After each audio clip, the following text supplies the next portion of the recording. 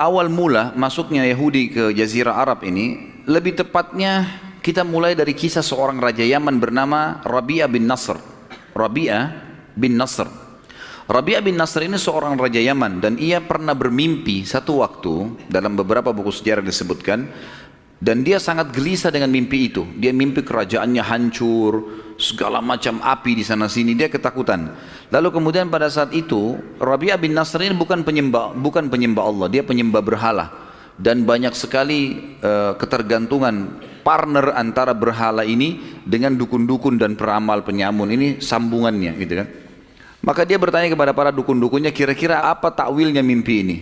Sebagian dukun-dukunnya mengatakan ini menandakan kerajaan Anda akan hancur sebentar lagi gitu. Maka Rabi'ah bin Nasr karena ketakutan dengan takwil mimpi itu, dia pun akhirnya mengeluarkan mayoritas keturunannya, anak-anaknya, sebagian istrinya, kemudian kerabat umumnya, yang kerabat besarnya dia dipindahkan.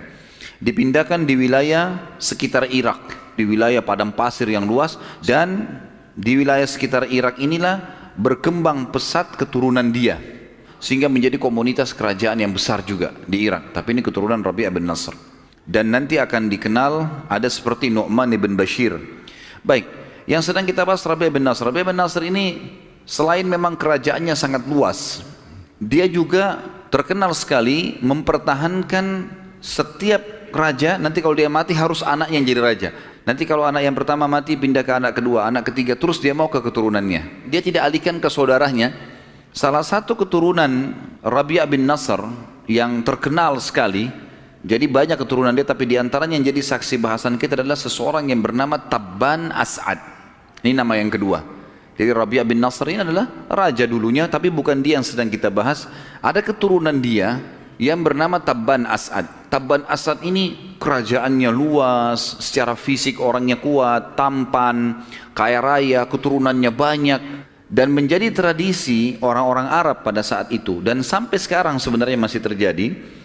Kalau ada seseorang memiliki kelebihan fisik, keturunannya banyak, orangnya pintar, kaya raya, pokoknya berkumpul pada dia kelebihan-kelebihan duniawi ini, maka dia boleh membuat suku sendiri atas namanya dia. Walaupun suku itu dianggap cabang dari suku induk. Salah satunya adalah Tabban As'ad ini. Tabban As'ad ini karena memiliki banyak kelebihan dunia, di antaranya hampir seluruh wilayah Jazirah Arab, terutama Yaman pada saat itu dikuasai oleh dia. Maka dikeluarkanlah sebuah julukan untuk dia, khusus untuk Raja Yaman, dengan istilah Tubba. Diambil dari nama dia Tabban As'ad. Dalam Al-Quran Allah mengatakan wa qaumu Tubba, dan kaum Tubba. Tubba maksudnya adalah orang-orang Yaman. Dan Yaman ini punya histori memang. Sebagaimana kita tahu juga ada surah nomor 34 dalam Al-Quran namanya surah Saba. Saba adalah nama lainnya negeri Yaman. Jadi memang banyak histori berhubungan dengan negeri ini. Tentu pada saat itu sebab dikeluarkannya istilah Tubba karena raja-raja dunia yang berkuasa juga punya julukan-julukan. Seperti misalnya kalau Persia itu ada istilah Kisra. Kemudian ada Mesir, kita tahu ada Fir'aun ya. Itu kan istilah induk ya.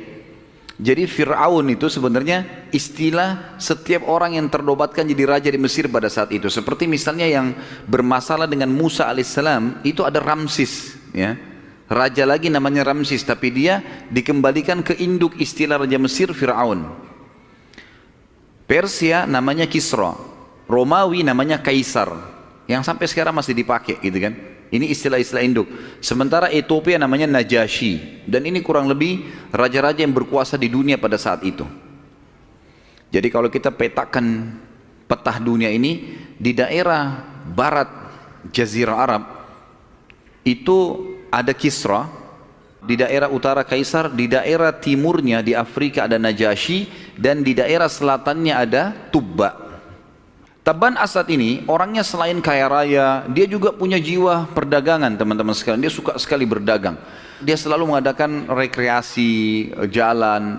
Dan setiap kali dia pergi, dia selalu melihat potensi apa ada di wilayah itu, kemudian dikelola sama dia menjadi bisnisnya. Satu waktu pernah dia melewatin kota Madinah. Kota Madinah pada saat itu masih bernama Yathrib. Nama lainnya Yathrib ya. Dan nama ini sebenarnya setelah diutus Nabi Muhammad SAW kita sudah tidak boleh lagi pakai.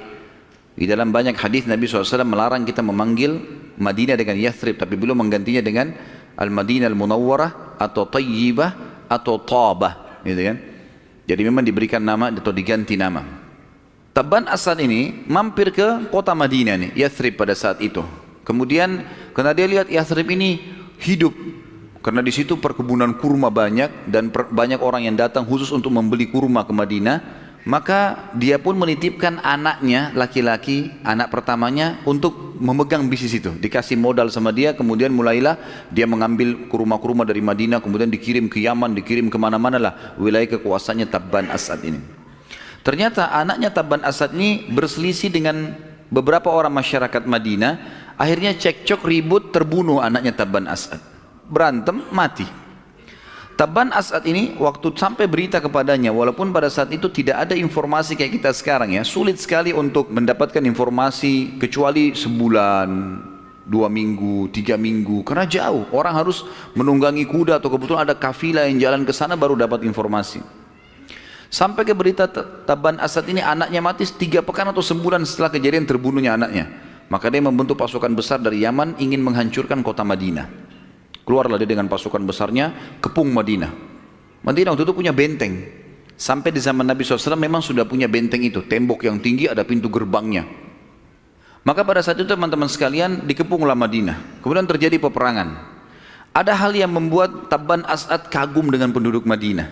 Yaitu, kalau pagi hari sampai siang, sampai menjelang sore mereka perang. Saling memanah, saling duel, segala macam. Terjadi peperangan lah. Tapi kalau malam hari, penduduk Madinah mengirim makanan untuk pasukan Tabban Asad. Kena terkeram dengan karamnya, dermawannya. Perangnya perang, tapi malam hari enggak dikirimin, ditawarkan untuk diobatin orang-orang yang luka di antara mereka. Belum pernah Tabban Asad menemukan musuh seperti ini. Tapi dia tetap ingin membalas dendam. Di kota Madinah teman-teman sekalian, pada saat itu setengah kota Madinah orang Yahudi. Setengah kota Madinah orang Yahudi, setengahnya lagi orang asli Madinah.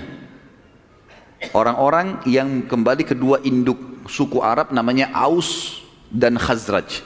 Nanti dua suku ini Aus dan Khazraj di zaman Nabi SAW namanya Ansar. Namanya Ansar, mereka masuk Islam. Jadi terbagi dua Madinah, setengahnya Yahudi, setengahnya dua suku Arab ini.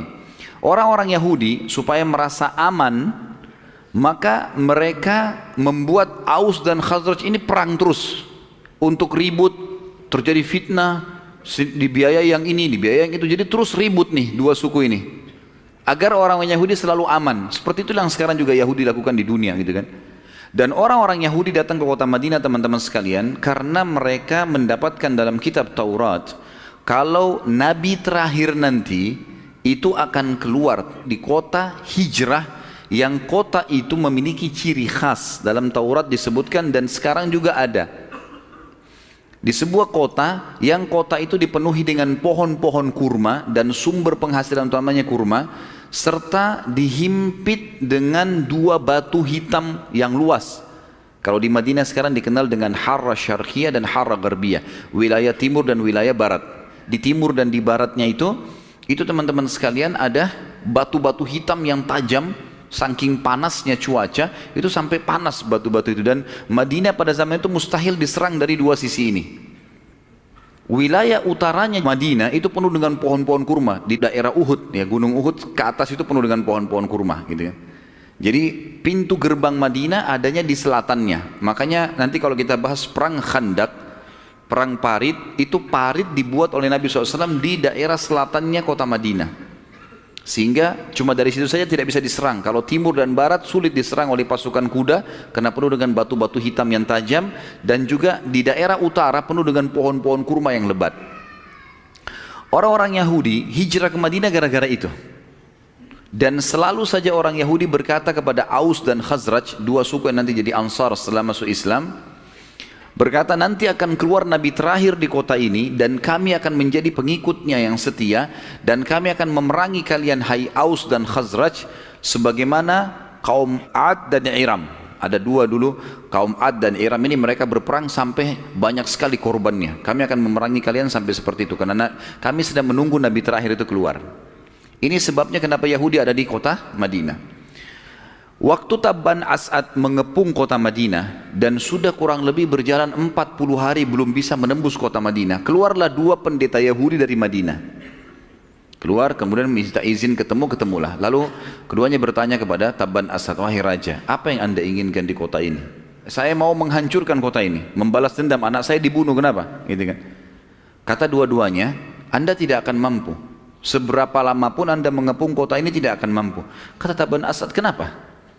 Ditanya, karena ini adalah mahjarun Nabi. Ini adalah tempat hijrahnya Nabi terakhir. Dari mana kalian tahu itu? Dari kitab kami Taurat. Inilah Taurat. Mulailah mereka menceritakan tentang agama Yahudi. Gara-gara cerita demi cerita, dan waktu itu Tabban As'ad ini penyembah berhala, ngikutin kakeknya tadi Rabi'ah bin Nasr, gitu kan. Maka akhirnya masuk Yahudi Tabban As'ad. Si raja Yaman ini masuk Yahudi. Setelah masuk agama Yahudi, dia berkata kepada pendeta dua orang, tadi disebutkan namanya dua pendeta ini, kalian berdua bisa nggak ikut ke Yaman supaya kalian mengajak masyarakatku pindah daripada mereka sembah api, sembah berhala, lebih baik beriman kepada Allah ini sebagaimana kalian jelaskan kepada saya. Kata dua pendeta itu, tentu saja, nggak ada masalah, kami akan ikut bersama anda. Dan ini teman-teman sekalian membuktikan memang orang-orang Yahudi sangat mengetahui tentang kebenaran risalah Nabi Muhammad SAW sampai mereka hijrah ke kota Madinah sebelum Nabi SAW lahir. Ini cerita sebelum Nabi lahir ya. Ini cerita ini masih jauh. Nanti akan kita bahas insya Allah bagaimana lahirnya Nabi SAW. Dan Allah menceritakan tentang orang-orang Yahudi ini sebenarnya dalam surah Asy-Syu'ara, surah nomor 26 ayat 197. A'udzu billahi minasyaitonir rajim. Awalam yakun lahum ayatan ay ya'lamuhu ulama'u bani Israil. Apakah tidak cukup menjadi bukti untuk mereka bahwa para ulama Bani Israel bisa mengetahui tentang Muhammad sallallahu alaihi wasallam? Juga dalam surah Al-A'raf, surah nomor 7 ayat 157, Allah subhanahu wa ta'ala berfirman menjelaskan dan memastikan di dalam Taurat dan Injil memang sudah ada nama Nabi Muhammad sallallahu alaihi wasallam. A'udzu billahi minasyaitonir rajim. Alladzina yattabi'una ar-rasula an-nabiyyal ummiyya alladhi yajidunahu maktuban 'indahum fit Taurati wal Injil ya'muruhum bil ma'rufi wa yanhahum 'anil munkari wa yuhillu lahum at-tayyibati wa yuharrimu 'alaihimul khaba'itha wa yada'u 'anhum israhum ويضع عنهم إصرهم والأغلال التي كان عليهم فالذين آمنوا به وعزروه ونصروه واتبعوا النور الذي أنزل معه أولئك هم المفلحون. Orang-orang yang mengikuti Rasul Nabi yang ummi, Nabi Muhammad SAW, yang buta huruf karena tidak bisa baca dan nulis, itu adalah Allah subhanahu wa ta'ala memang menjadikan Nabi SAW begitu, bukan penghinaan untuk beliau, tapi justru kedudukan Nabi SAW untuk memastikan beliau tidak mengarang-arang Al-Quran itu. Yang mereka temukan dan dapatkan tertulis namanya dalam Taurat dan Injil yang ada di sisi mereka, yang menyuruh mereka mengerjakan yang ma'ruf dan melarang mereka dari mengerjakan yang mungkar, dan menghalalkan bagi mereka segala yang baik dan mengharamkan bagi mereka segala yang buruk, dan membuang dari mereka beban-beban dan belenggu-belenggu yang ada pada mereka. Jadi di Taurat dan Injil itu ada hukum-hukum yang memang berat, ya. Seperti misalnya orang-orang Yahudi di dalam syariat Musa alaihissalam, kalau mereka berbuat dosa besar, berzina kah, riba kah, dosa-dosa besar, kalau mau taubat harus bunuh diri. Hukumnya waktu itu seperti itu, ya. Sebagaimana Musa mengatakan faqtulu anfusakum. Kalau mau taubat ada orang datang, dalam Al-Quran diceritakan Musa alaihissalam mengatakan kalau begitu bunuh diri kalian sebagai bentuk taubat kepada Allah. Ini belenggu. Datangnya Nabi Muhammad SAW menghilangkan itu.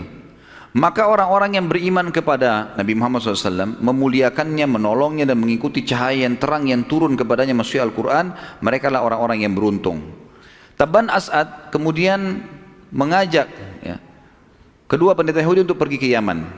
Kalau Jazirah Arab di daerah atasnya, ini kita katakan utara, negeri Syam. Di daerah timurnya ada Afrika, di daerah baratnya ada Persia, di daerah selatannya ada Yaman, gitu kan. Pada saat itu Tabban As'ad di tengah-tengah Jazirah Arab ini ada Madinah, Mekah, baru kemudian Yaman, gitu kan. Tabban As'ad pulang dari Madinah mau kembali ke Yaman, dia lewatin Mekah. Ada satu suku namanya suku Huzail. Suku Huzail ini teman-teman sekalian, mereka tidak suka penduduk Mekah, mereka tidak suka juga penduduk Yaman. Lalu mereka datang pimpinan-pimpinannya kepada Tabban Asad lalu berkata, wahai raja, mau nggak anda mendapatkan harta yang banyak tanpa ada perlawanan? Kata Tabban Asad, tentu saja. Di mana saya bisa dapatkan? Kata mereka, di dalam kota ini, tadinya pasukannya itu istirahat di pinggiran kota Mekah, nggak niat mau masuk ke Mekah, di pinggiran kota Mekah. Lalu mereka berkata, di dalam kota ini ada satu rumah yang diagungkan oleh masyarakatnya, maksudnya Ka'bah. Dan di dalam Ka'bah itu, di dalam tempat itu ada banyak emas. Memang pada zaman itu teman-teman sekalian, saking orang-orang menghormati Ka'bah itu sampai mereka banyak menanam emas di situ. Dikali, ditanam, ditaruh di sekitarnya, ditaruh di dalamnya. Dan itu kalau sudah ditaruh di Ka'bah tidak boleh ada yang ambil. Dianggap itu adalah sesuatu yang sudah diberikan untuk Ka'bah. Maka Tabban Asad mengatakan tentu saja. Lalu kemudian dia kirim beberapa mata-mata keliling Mekah. Memang Mekah ini kota yang kecil. Memang di situ ada rumah yang betul ditawafin, dilihat, dimuliakan oleh orang. Dan memang kelihatan banyak emas-emas gitu. Maka setelah melihat keadaan kota kayaknya nggak ada pasukan besarnya nih. Tabban Asad tiba-tiba menyuruh pasukannya, siap semua kita serang kota ini, ambil nih hartanya semuanya. Karena dia tadinya penyembah api, penyembah berhala, dia nggak tahu tuh Ka'bah apa, dia nggak tahu kota Mekah ini. Begitu pasukan sudah siap semua, dua pendeta Yahudi ini lihat pikirnya mau jalan ke Yaman, tapi kok pada siapin pedang, pada siapin busur panah, beda, bukan seperti orang mau pulang, tapi orang kayak mau berperang. Mereka tanya kepada Tabban Asad, ada apa? Dia bilang, saya mau masuk ke kota ini. Di kota ini informasinya ada sebuah rumah yang dikultuskan oleh masyarakatnya, dan di sana ada banyak emas. Saya mau ambil, saya mau rebut. Kata dua pendeta Yahudi ini, demi Allah, sesungguhnya anda telah ditipu oleh suku Huzail. Yang menyampaikan kepada anda ini siapa? Suku Huzail bukan? Iya, suku Huzail. Suku Huzail ini tinggal di dekat kota Mekah. Suku Huzail itu tidak suka sama penduduk Mekah, tidak suka sama penduduk Yaman. Mereka tidak suka anda. Ini pernyataan orang Yahudi ya. Kami demi Allah tidak tahu ada rumah Allah di muka bumi kecuali ini. Cuma ini saja rumahnya Allah. Kalau anda datang akan menyerang, maka anda akan dihancurkan oleh Allah. Enggak mungkin terjadi. Lalu apa saran kalian? Saran kami, anda masuk, anda tawaf di situ, kemudian agungkan dia. Baiklah, kata Tabban Asad, kalian ikut dengan saya. Kata dua pendeta, kami enggak ikut. Kenapa enggak ikut? Kan kau yang perintahkan, kalian yang perintahkan. Kata dua pendeta ini, kami pendeta Yahudi, tidak layak kami tawaf di Ka'bah selama masih ada berhala yang diletakkan oleh kaumnya. Kita sudah ceritakan pada pertemuan kita yang lalu, ada satu orang namanya Amr bin Luhai, orang yang pertama memasukkan berhala Jazirah Arab, yang kata Nabi SAW, aku diperlihatkan Amr bin Luhai di neraka, isi perutnya keluar, disiksa sama Allah karena dia yang pertama mengubah ajarannya Ibrahim alaihissalam. Itu ada berhala-berhala. Maka anda saja yang masuk. Dan ini pengakuan yang lain secara histori. Orang-orang Yahudi tahu kalau Ka'bah rumahnya Allah, dan tahu kalau sembah berhala itu nggak boleh, gitu kan. Baik, masuklah Tabban Asad teman-teman sekalian. Kemudian dia lakukan apa yang diperintahkan. Dia tawaf, gitu kan. Kemudian dia berbagi-bagi, dia bersedekah di kota itu. Setelah itu teman-teman sekalian, dia tertidur. Setelah tawaf dia tertidur. Kemudian Tabban Asad mimpi pada saat itu, dia mimpi kalau dia meletakkan kain pada Ka'bah, yang kita namakan sekarang kiswah, gitu kan. Jadi awal histori kiswah dari manusia ini, dari Tabban Asad ini. Dulunya cuma batu saja. Tabban Asad bangun, lalu dia, karena dia raja, orang-orang Mekah juga tahu kalau dia ini adalah raja Yaman. Kemudian dia menyumbanglah, dibuat kain yang bagus, dikemaslah Ka'bah itu. Dia menginap di Mekah sekitar 3 hari. Hari kedua dia mimpi lagi, dia memberikan kain yang lebih bagus. Maka disuruh sama dia buat kain yang lebih bagus. Pada saat itu kain terbagus dari Yaman, kain katun. Dibuatlah kain katun menjadi kiswahnya Ka'bah, yang didobel. Kemarin kainnya biasa, sekarang kain yang lebih bagus gitu. Setelah itu kemudian dia meninggalkan kota Mekah. Waktu dia tinggalkan kota Mekah, teman-teman sekalian, menuju ke Yaman dan tiba di Yaman, dia mulai mengumpulkan para pendeta-pendeta Yaman. Di sini pendeta dalam arti kata memang tokoh-tokoh masyarakat mereka yang menyembah berhala dan menyembah api. Jadi antara berhala sama api ini mereka membagi di Yaman itu sehari sembah api, sehari sembah berhala. Dan mereka punya satu tempat api yang besar sekali di Yaman. Pada saat itu digambarkan kalau pintunya dibuka di dalam ruangan itu ada api, kalau dibuka apinya tuh nyembur keluar sampai sangat jauh, gitu kan. Setiap hari mereka selalu membakarnya ya terus gitu. Menambah bahan bakar, maksudnya dari kayu-kayu, dari batu dan seterusnya. Maka Taban Asad memanggil para pemimpin-pemimpin tokoh masyarakat, sampaikan ini loh agama yang saya baru anut, begini, begitu, begini segala macam. Pendeta ini disuruh ngomong. Ternyata mereka nolak. Mereka nggak mau, kami nggak akan tinggalkan sembah berhala dan api ini. Ini sudah kami yakini sebagai Tuhan. Musyawarahlah Taban Asad sama dua pendeta ini, apa yang kita harus lakukan? Baik, coba dakwahin mereka yang mau masuk ke agama ini, sudah berikan hadiah dan seterusnya. Setelah diskusi lagi, ternyata orang-orang masyarakat, mereka ada yang memberikan masukan kepada Taban. Caranya begini saja, kita kan punya api nih. Api ini rupanya oleh masyarakat Yaman, teman-teman sekalian, ada keyakinan pada saat itu, unik memang ya. Tapi ini ya keyakinan. Api ini teman-teman sekalian memiliki pintu gerbang yang besar. Kalau ada dua orang yang bertikai dan tidak ditemukan titik temunya, dua-duanya ngotot, maka dua-duanya diberdirikan di depan pintu gerbang itu. Pintu gerbangnya dibuka, siapa yang pertama dilahap oleh api, dia berarti yang salah. Keyakinan pada saat itu, begitu keyakinan mereka. Maka sebagian masyarakat bilang begini saja, Raja Taban Asad, sekarang berdirikan pendeta anda ini, orang Yahudi ini, dengan orang-orang ini, ya, pimpinan-pimpinan kami di depan api. Siapa yang dilahap api, dia yang salah. Taban Asad musyawarah sama dua pendeta. Bagaimana sekarang ini? Maka mereka mengatakan lakukan saja. Kami akan berdoa kepada Allah, mudah-mudahan Allah bisa berikan pertolongan gitu. Baiklah. Diberdirikanlah pimpinan-pimpinan penyembah berhala dan api ini dengan dua pendeta Yahudi ini. Begitu dibuka pintu, dengan hikmah Allah, api menyambar pendeta-pendetanya mereka nih. Maksudnya kepala-kepala pimpinan penyembah api nih. Lalu mereka sempat lari. Begitu kembali lagi, dibuka lagi pintu, diserang oleh api. Ternyata mereka yang diserang oleh api itu, dilahap oleh api. Gara-gara kejadian itu, satu negeri Yaman masuk agama Yahudi. Dan ini awal cikal bakalnya agama Yahudi yang ada di negeri Yaman. Berjalan waktu teman-teman sekalian, Taban Asad ini meninggal dunia dan datang anaknya bernama Hassan. Hassan ini orangnya dalam buku-buku sejarah dikatakan orang yang punya percaya diri yang sangat tinggi. Pada saat hari pertama jadi raja, sudah dinobatkan segala macam, ya, maka dia berkata, saya ingin menaklukkan dunia, kata si Hassan, anaknya Taban Asad. Maka orang-orang bilang, bagaimana caranya? Negara mana yang mau ditaklukkan? Dunia ini luas. Dan pada saat itu ada Najasyi di Afrika, ada Fir'aun di Mesir, kemudian ada Kaisar di Romawi, dan ada juga ada Kisra di Persia. Di antara empat pemimpin dunia ini, dan ada Taban Asad tadi di Yaman. Tapi Taban ini kerajaan yang paling kecil dibandingkan empat yang lainnya.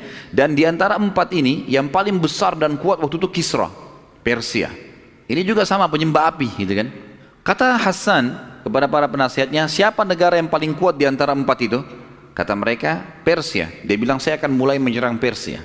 Artinya Yaman pada saat itu dibandingkan Persia. Persia itu teman-teman masuk Irak, Iran, Rusia, seluruh Rusia, sebagian besar wilayah India. Sementara Yaman, satu negeri, sampai sekarang masih dikatakan Yaman, kecil. Artinya cuma paling 10% dari wilayah Persia. Bahkan lebih sedikit dari itu, mungkin cuma 7%-an gitu. Jadi kecil sekali. Pasukannya kecil, mau lawan Persia nggak mungkin. Tapi karena raja orang semua pada ikut. Ini bukan karena mau menyebarkan agama Yahudi ya, bukan karena dia mau sebarin agama, bukan. Memang cuma mau luaskan wilayah saja, nggak bawa-bawa nama agama nih. Di tengah jalan teman-teman sekalian, banyak penasihat-penasihatnya, pimpinan-pimpinan pasukannya tidak setuju dengan ini. Ini gimana caranya memberhentikan Raja Hassan ini? Hassan ini ngotot, percaya dirinya luar biasa gitu. Padahal mereka ini pada saat itu jumlahnya sedikit. Maka beberapa penasihat berbicara dengan adiknya Hassan bernama Amr. Amr ini didatangi oleh beberapa penasihat mengatakan, wahai Amr, bicaralah sama saudaramu ini. Siapa tahu bisa, karena Hassan ini punya kemah, nggak boleh sembarangan orang masuk. Penasihat-penasihatnya pun kalau mau masuk dicek semua badannya, dikeluarin semua senjata-senjatanya, baru boleh masuk. Gitu. Kecuali Amr. Amr ini boleh keluar masuk karena adik kandungnya dan dipercaya oleh si Hassan. Masuklah Amr, dinasihatinlah kakaknya, nggak mau tahu, nggak usah ikut campur, ini urusan saya. Lapor kepada para penasihat, ini gimana nih, kata kakak saya begini. Baik Amr, kalau kamu mau bunuh kakakmu itu, Hassan ini bunuh. Kalau kamu bunuh, kami nobatkan kamu menjadi raja setelahnya. Rupanya Amr ini mau, karena dia tamak. Otomatis nggak usah tunggu kakaknya mati baru jadi raja, sekarang bunuh selesai. Waktu dia mau membunuh Hassan, banyak penasehat yang menyetujui itu kecuali satu orang. Ada satu orang namanya Dzu Ru'ain. Dzu Ru'ain ini nggak setuju. Dia bilang, hai Amr, jangan bunuh kakakmu. Tidak ada orang yang bunuh saudaranya kecuali akan sumpek seumur hidupnya. Nggak bisa. Dia bilang enggak, tapi saya mau jadi raja. Maka Dzu Ru'ain sempat meninggalkan satu kertas dari kulit surat. Dia bilang, peganglah ini. Satu waktu kalau dibutuhkan, tolong baca di hadapan saya.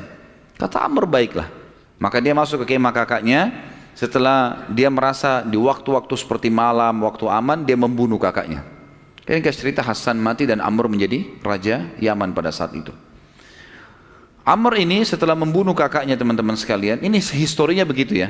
Setelah membunuh kakaknya, dia merasa gelisah, nggak bisa tidur, bingung dia.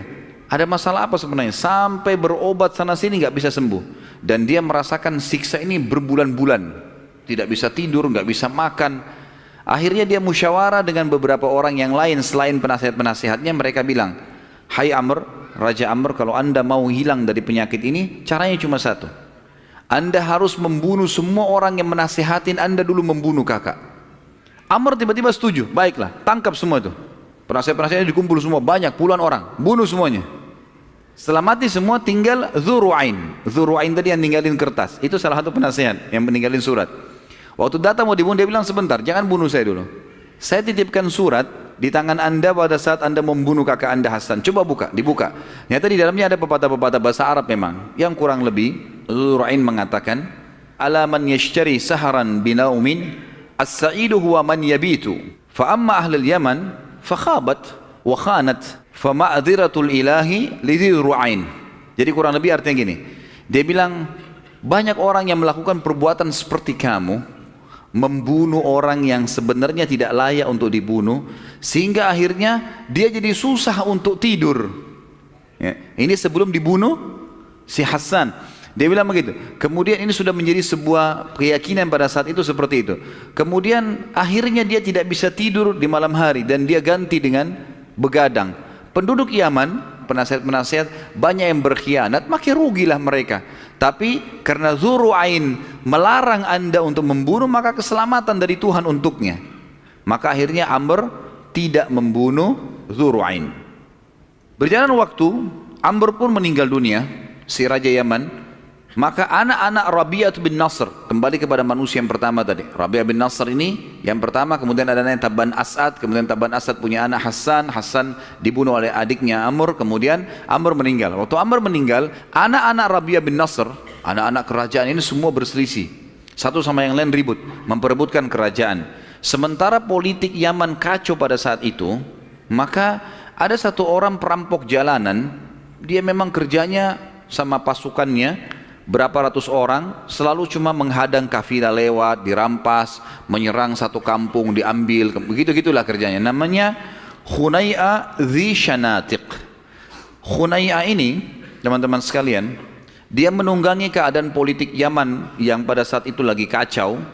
Kemudian dia menyerang istana, lalu merebut istana dari keluarga Rabi'ah bin Nasr. Akhirnya orang ini menjadi raja tiba-tiba di Yaman. Namanya Khunai'ah. Khunai'ah ini orang yang buruk, suka mengambil istrinya orang lain, suka menyiksa. Akhirnya keadaan Yaman sangat memprihatinkan gitu. Akhirnya karena kondisi Yaman pada saat itu tidak nyaman, kurang lebih berjalan sekitar 2 tahun kepemimpinannya, ada satu turunan Rabi'ah bin Nasr namanya Dzu Nuwas. Dzu Nuwas ini dia yang naik ke istana malam hari, kemudian dia mengambil pisau dan dia membunuh si Khunai'ah. Waktu Khunai'ah mati, si perampok jalanan yang merebut tiba-tiba kerajaan tadi, maka Dzu Nuwas menjadi raja. Kembali lagi kerajaan kepada anaknya Rabi'ah bin Nasr.